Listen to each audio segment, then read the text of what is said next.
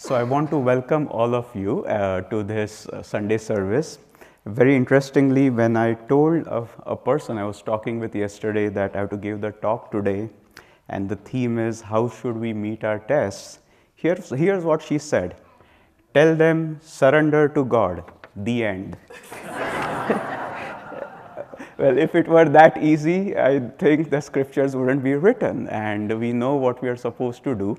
The question is, how do we do it and how do we find more and more inspiring, creative ways to keep us going one step at a time on the spiritual path? So, from Whispers from Eternity, this is one of the prayers there. Help me to win the battle of life. O King of Kings, train thou in me, in the camp of discipline, the noble qualities of calmness and self-control. Be thou their divine general like Krishna of yore, against the invading hordes of darkness, passion and greed. Protect the celestial kingdom of my mind against entry by the tenacious warriors of evil. Let thy banner of peace wave always above the strong castle of my soul. And so this is what we are trying to do, as we know, every day, every week. And I was thinking that this particular reading for this Sunday was one of the longer ones. Swamiji covers quite a few things, from Satan to not driving darkness out with a stick, and then the gunas and so on and so forth. And what we realize is every Sunday, even though the topics they come again and again once a year, you can only pick up a certain phrase or certain aspect, let's say, of the spiritual path and focus on that. So I thought maybe I'll pick one aspect and see where that leads us. And talking about tests, as Swamiji said, there are many kinds of tests. One is temptation, which, as we know, Yogananda described it as sugar-coated poison. In the beginning, it seems great, but the repercussions long term are those that destroy our health or our well-being. You know, overeating is an example, getting drunk is an example, impulse buying is an example, and so on and so forth. The short-term effect is you feel fulfilled, long-term you feel depleted. But that's not the only test. There's the consequences of suffering, of succumbing to temptation. You know, sometimes we are tempted to do something, say something. The consequences, we break friendships, we break relationships, we lose our health. And then we have to, that is a test too. How do we deal with that situation? Because there's ways to do that in the right way as well. Other tests are when we are pushed beyond our comfort zone, which Swami Kriyananda, for example, was very wonderful at doing. He would give people challenges and tasks which would bring out their soul strength. That wasn't always easy, you know, because the tendency is to say, I'm very comfortable the way I am. Don't push me beyond my comfort zone. Now, that can be a test also. And finally, of course, as we know, the other tests are when the law of duality takes hold. Things go south. Things don't, we have a plan, we hope for something. It doesn't manifest. You want a promotion, you want to be successful, you want to ace an exam, you name it, and you put in your best effort and doesn't work out. Life doesn't give you what you want, or suddenly somebody insults you, somebody says something to you, and you know your happiness tanks. How do we navigate those? Those are tests also.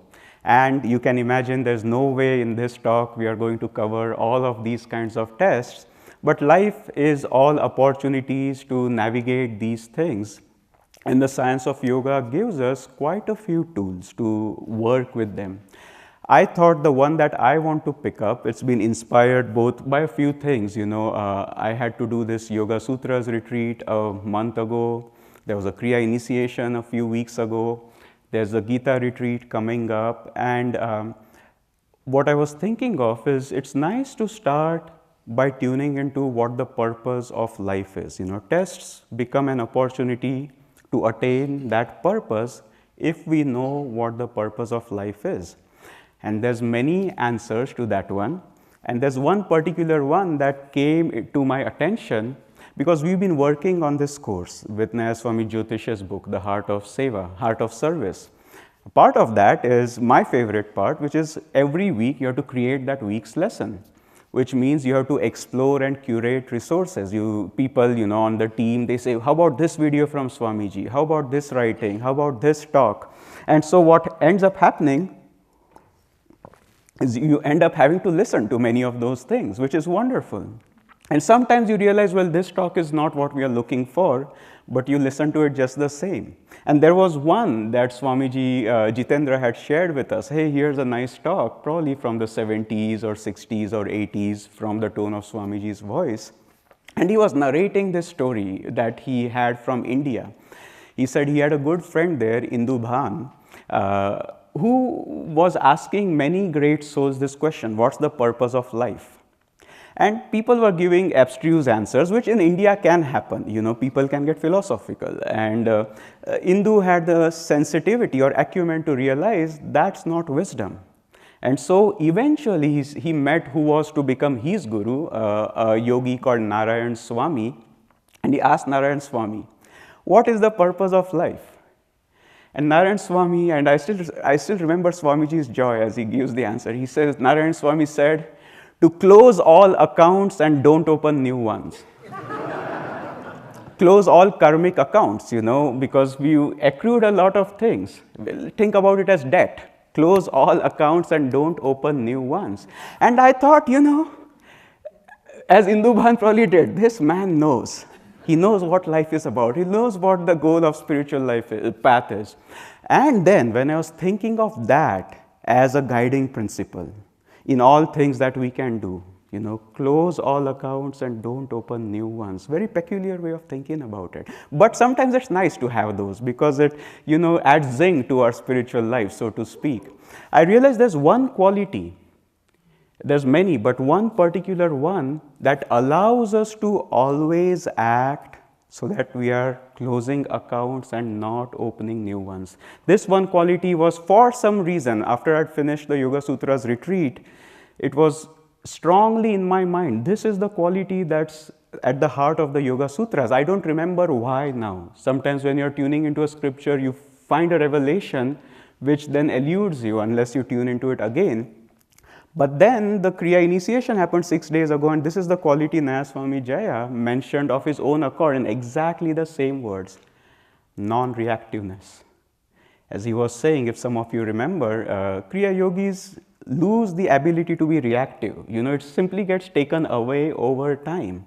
And that quality of non-reactiveness is so important because it allows us to make the right decision when situations come up, no matter what they are, what kind of test we are facing.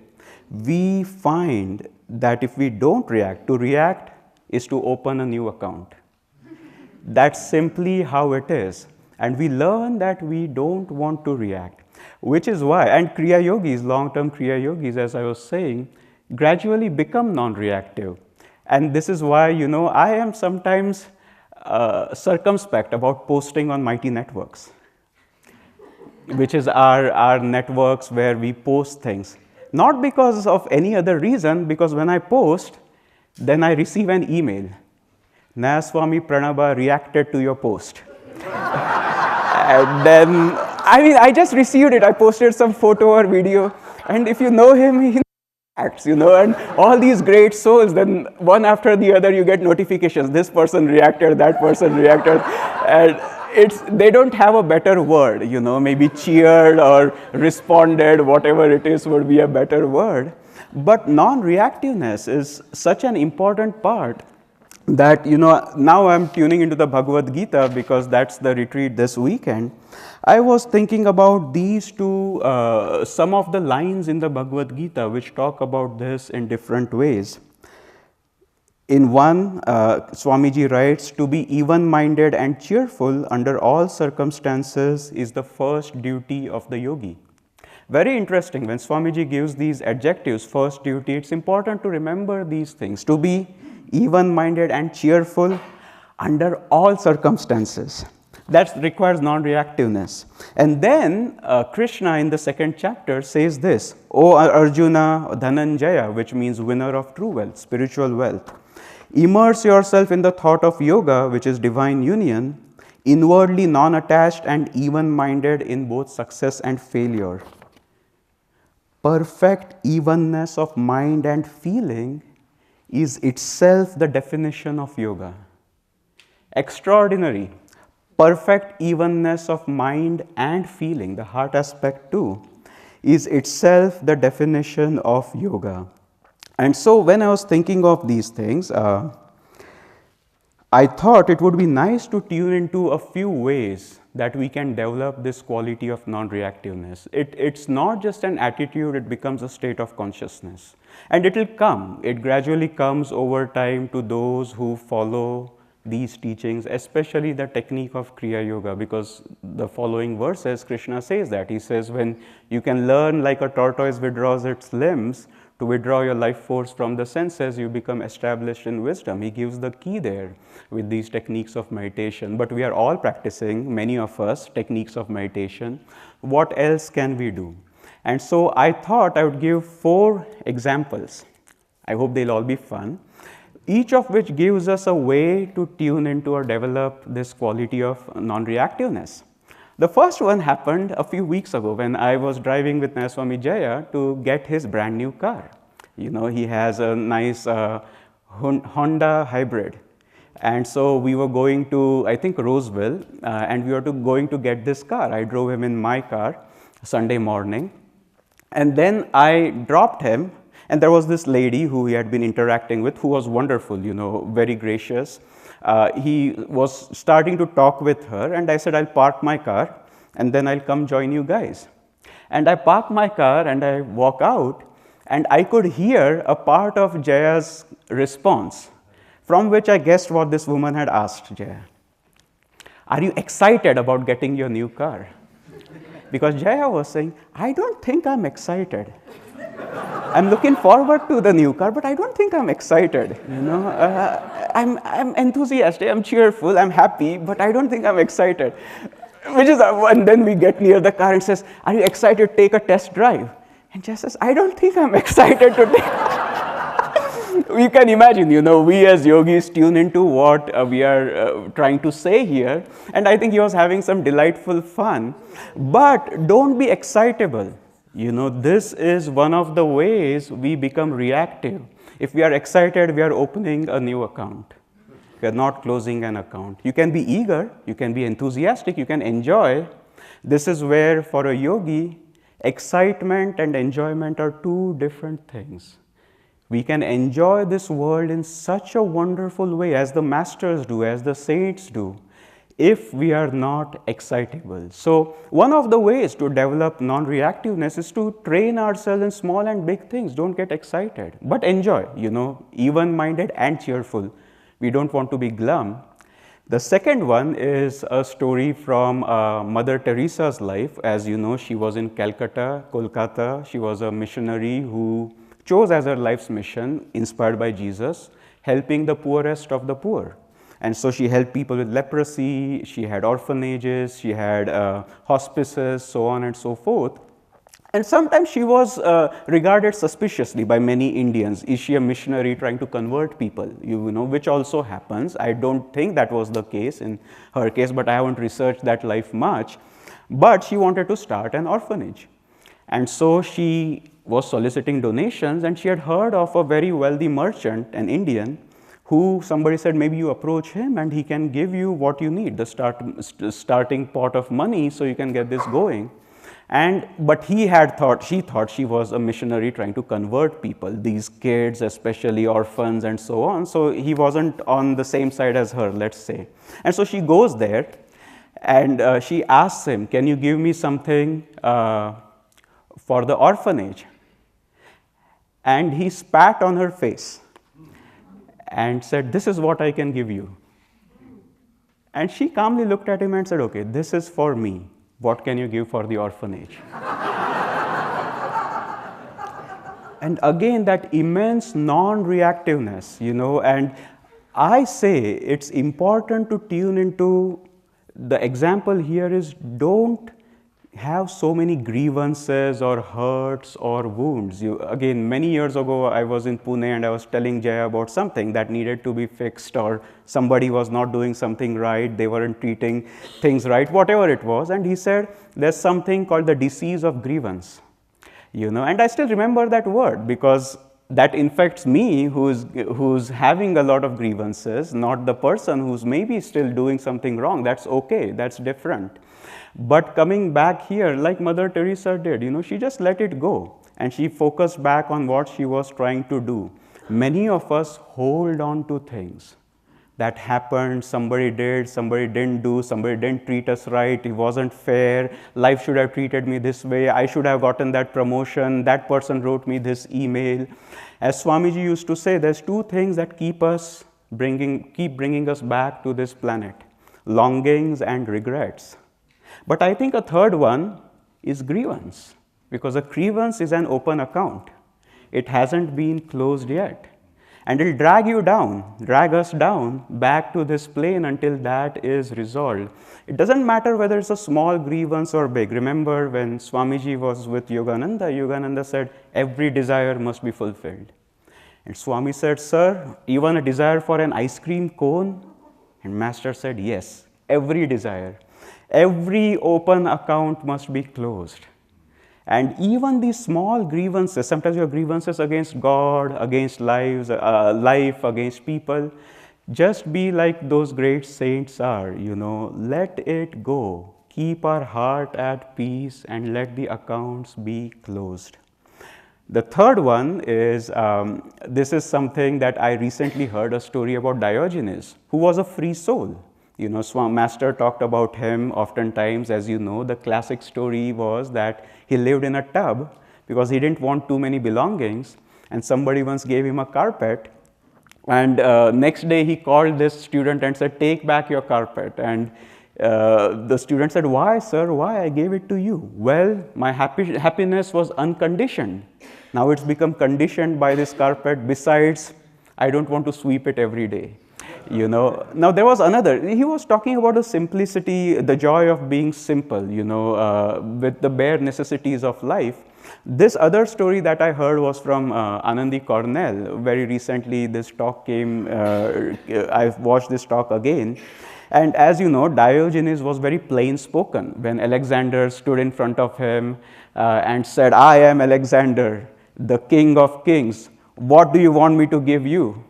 And he said, sir, can you step two paces to your left? You're blocking the sun, So it was very plain spoken. So nobody wanted to employ him. In those times, philosophers were employed in royal court, and no king wanted such a philosopher. So he was, he had his tub, and all he could do was have bare meals every day. And most of the days he ate lentils. That was, he washed lentils, ate lentils. And so one day he was by the river washing his lentils. And this other philosopher who was higher up in the ranks, he knew how to say the right things at the right place, came to Diogenes and said, Diogenes, if only you would learn to love to flatter the king, you wouldn't have to eat lentils. And Diogenes simply said, if you'd only learn to love eating lentils, you wouldn't have to flatter the king. And again, this is something we need to learn, that not forgetting the higher joys, the higher goals, and giving into lower goals or aspirations. The definition of temptation is lower allures. Those things that take our attention away from true joy, from true bliss, from true happiness. And Swamiji was a master at this. Now, most people think of this in a very mundane way. Yeah, I'm not supposed to do a lesser thing which gives me lesser joy and focus on self-realization. But there's subtler and subtler ways to do this. In Swamiji's case, one of the highest ways he demonstrated this was friendship. Friendship was everything to him. He wouldn't act from lesser motives or people going wrong or needs or deeds, He would go to the same cafe year after year because the owner was a friend, even though there might be better cafes nearby. He would buy from certain shops, even though there were discounts on those same things in other shops, because the owner was a friend. And often I remember this story that when in the early years of Ananda, he was wanting to print stuff, and printers were coming out en masse at that time, and one person had bought a printer for a printing business for his mother as an investment, And it didn't work out, and he heard Swamiji wanted a printer. And so he went to Swami and said, I know you want a printer. I have this printer for my mother. I invested in it sort of as savings from her retirement. And it cost me $4,000, but I suspect you'd give only $2,000. So why don't we meet midway, and maybe you can give me $3,000. And Swamiji simply said, I don't like this way of thinking. She's my mother too. And he wrote a check for $4,000. But again, so like I said, these same principles of not letting lesser things become the principle. There's very few higher principles than soul friendship. And the fourth one is a very interesting one. It was inspired by that line from Autobiography of a Yogi, where Yogananda said when he saw Swami Pranabananda, that he was like a divine child sitting securely on Divine Mother's lap. And what I gained from that is, it's nice to think of everything as coming from Divine Mother. This is very hard to do, but the inspiration for this was when I was a few months ago in prison visiting Jairam, and conversations are always interesting. And we are talking about his incarceration, which is probably near 40 years now, for something he says he didn't do through a series of miscarriages of justice. And he said, I was talking, oh yeah, it would have been so nice if this didn't happen or something like that. And he said to me, we were walking in that little yard, Divine Mother had to work very hard to put me here for 40 years. And he listed all the things that had to go wrong for this to materialize. All the judges who made the wrong decisions, the lawyers who didn't do their jobs right, the witnesses, the appeals, the laws that were rewritten too late for him to be eligible. Because, if the laws had changed a little earlier, things would have been different. And to take the sum total of all of that, which has caused him to be in this little cell for 40 years, and to say Divine Mother had to work very hard to keep me here all these years, I thought, that is one of the excellent, best examples of non-reactiveness. You can become very bitter, see. Bitterness is an open account. It's going to be resolved only when we come back and dissolve it. And so I know there are many people here for whom the tests are physical, whatever they are, and it's not easy. Now, I can't be the one preaching, okay, be even-minded and so on and so forth. That would be above my pay grade. I haven't had those tests. But perhaps I can offer something from Jairam as somebody who's gone through this in a different way. And he's had his physical challenges too. And so if we take all of these things together, if we practice seeing everything as coming from Divine Mother, if we practice not being excitable, if we practice choosing the highest principles, not lesser ones all the time, and then the fourth one is not holding on to people's faults and wrong things that happened to us and why life didn't treat us fair. If we do all of these things, then our heart becomes free. This is what Sri Yukteswar says. When the meannesses are taken away, the heart becomes magnanimous. It attains magnanimity. And when that happens, automatically we become non-reactive. So after we finish this Sunday service, we are going to walk straight across this lake to the beautiful shrine of the saints of Autobiography of a Yogi to dedicate it. And that's the reason we look up to those saints. None of them is bitter. None of them holds grievances. I haven't heard of any of those saints as being excitable. And they take whatever comes to them as coming from Divine Mother. Many blessings.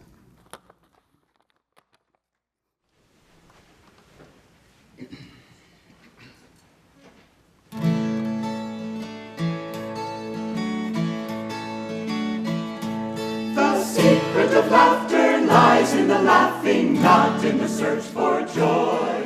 It's a swallow winging on the wind, it's innocence in a boy. Lurulurulero, lurulurulai. Joy will come to anyone whose heart has learned to fly. Lurulurulero, lurulurulai. Joy will come to anyone whose heart has learned to fly.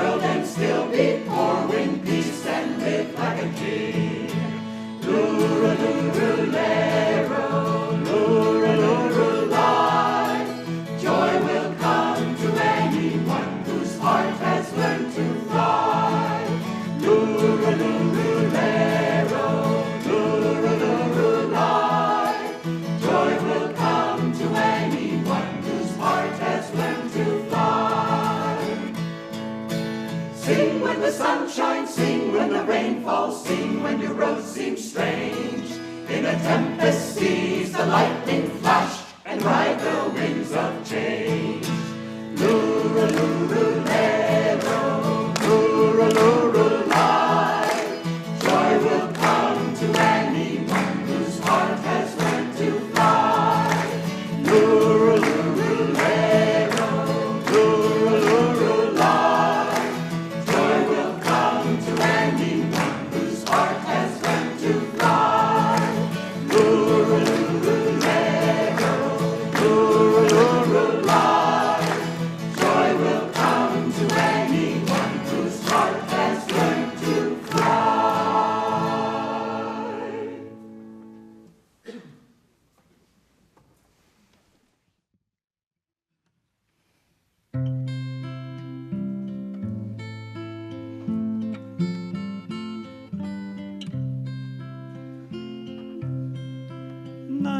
Nightingale, nightingale, sing of joy through the night. Teach my heart to impart everywhere your delight. Sing of moon rays on the rain, sing that love's not in vain. Every grief, every wrong has its ending in song.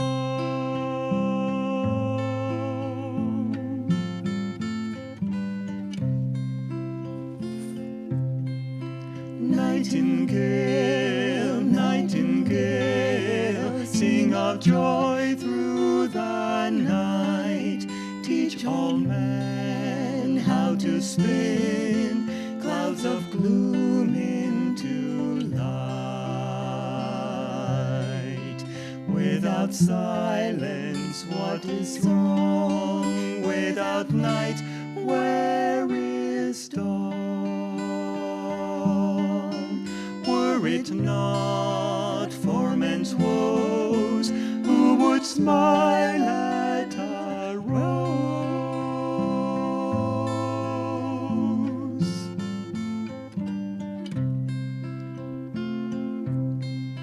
Nightingale, nightingale, sing of joy through the night.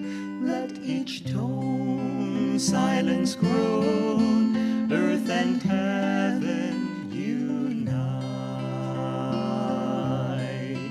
Morning laughter, evening tears, snow and blossoms, all fade. Joy must sing in the night to face change unafraid.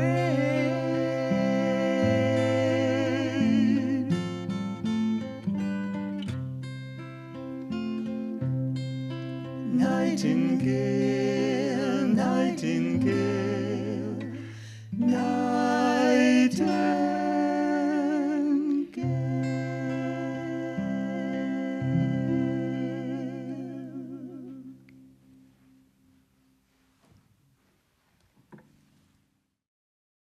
Thank you to all of our donors for making it possible to share these videos and keep this channel ad-free.